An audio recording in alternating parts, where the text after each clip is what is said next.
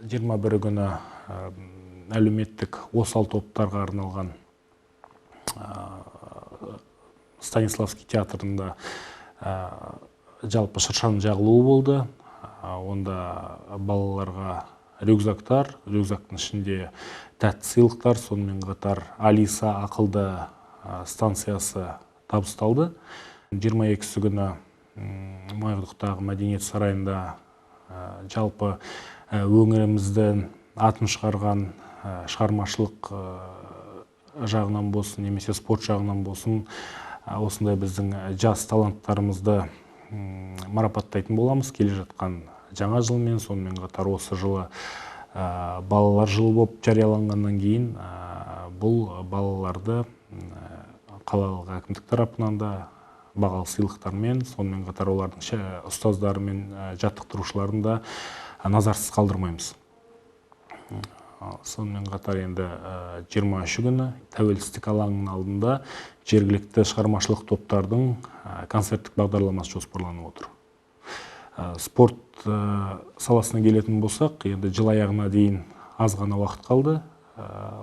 Жыл аяғына дейін 6 спорттық бұқаралық шара жоспарланып отыр. Оның ішінде қалалық кубоктер, біріншіліктер, волейболдан, таэквондо, мүгедектер арасында жарыстар бар, сонымен қатар спорт биі бар.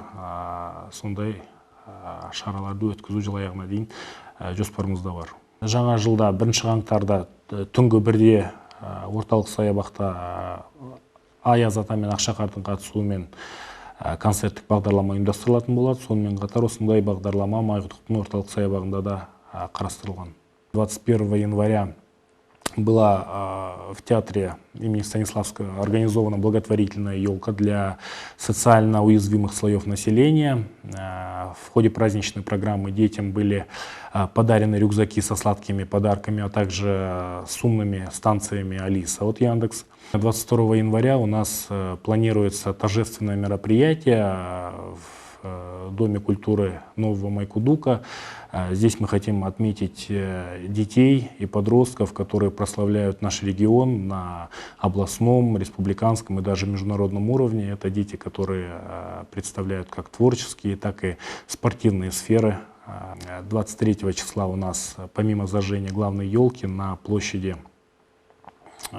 Независимости планируется выступление местных творческих коллективов с концертными программами.